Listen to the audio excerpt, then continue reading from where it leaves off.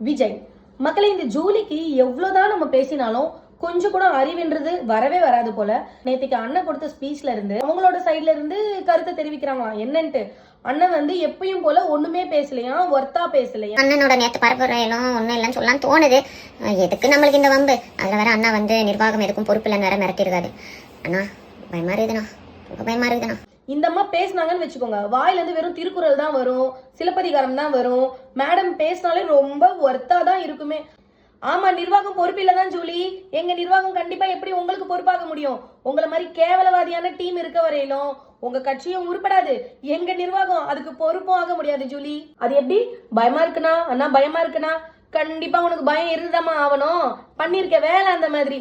கொஞ்ச நெஞ்ச கிட்னிய திருடின, கொஞ்ச நெஞ்ச வீட்டோட சந்தோஷத்தையா கெடுத்த நீ என்னதான் மூடி மூடி மூடி மூடி மறைச்சாலும் கூடிய சீக்கிரத்துல உன் கதை வெளியே வரப்போகுது ஜூலி. நாட்களை எண்ணிட்டே இரு ஜூலி, ரொம்ப நாள் கிடையாது அதுக்கு. உன் கேஸ் வெளியே வரும்போத அன்னைக்கு சொல்லு, அண்ணா பயமா இருக்குண்ணா என்ன விட்டுருனா, அண்ணா என்ன பயமா இருக்குண்ணா விட்டுருனா அன்னைக்கு சொல்லு. இந்த ஜூலி தான் லூசு போல பேசிட்டே இருக்குன்னு பார்த்தா அந்த லிஸ்ட்ல புதுசா ஒரு 4-5 பேர் சேர்ந்திருக்கானுங்க. அது யாருன்னா, டிஎம்கே வந்து நேற்றுக்கு ஒரு ஜென்சி கூட்டம்னு சொல்லிட்டு ஒண்ணு வச்சிருந்தாங்க. அதுல அவனுக்கு பேச சொன்னா அவங்க பாட்டுக்கிட்டு பேசுறானுங்க. டே தம்பி, பக்கா ட்ரால் மெட்டீரியல் ஆயிட்டு இருக்கீங்கப்பா. நீங்களாம் தெரிஞ்சுதான் பேசுனீங்களா, தெரியாம பேசுனீங்களான்னு சத்தியமா யோசிச்சு கூட பார்க்க முடியலப்பா. அதுல நம்பர் 1 ஒருத்தர் சொல்றாரு, we are proud கொத்தூஸ். எக்ஸ்கியூஸ் மீ, கொத்தூஸ்னு உங்களுக்கு கொத்தடிமைன்னு சொல்றாங்க. அது எப்படிங்க ப்ரௌட்னு சொல்ல முடியுது? கொஞ்சம் கூட உங்களுக்கு ஒரு செல்ஃப் டிக்னிட்டியே கிடையாதுங்களாங்க.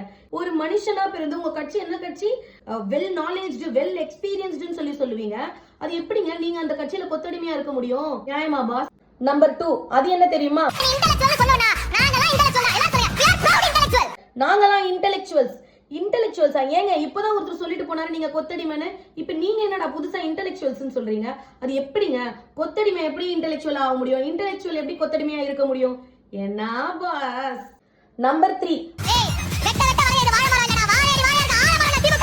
அவர் என்னன்னா டயலாக் பேசுறன்ற பேர்ல வெட்ட நாங்க என்ன வாழை மரம் நினைச்சீங்களாடா, ஆலமரம்டா சம்திங் என்னென்னமோ வளர்றாரு. ஒரு ரைமிங்கா பேச போறீங்க அப்படின்னா அட்லீஸ்ட் கொஞ்சம் அது லாஜிக்கா இருக்கணும் அந்த ரைமிங். அந்த ரைமிங்லயும் நீங்க ஃபெயிலியர். என்ன பாஸ்? நம்பர் 4, இவரு தாங்க செம்ம ஹைலைட்டே. நாங்க பெருமையா சொல்லிப்போம், நாங்கெல்லாம் வந்து 200 ரூபாய் ஊப்பி. ஏங்க நீங்க 200 ரூபாய் வாங்கிட்டு கூவிட்டு இருக்குது நீங்களே ஓப்பனா சொல்றீங்க.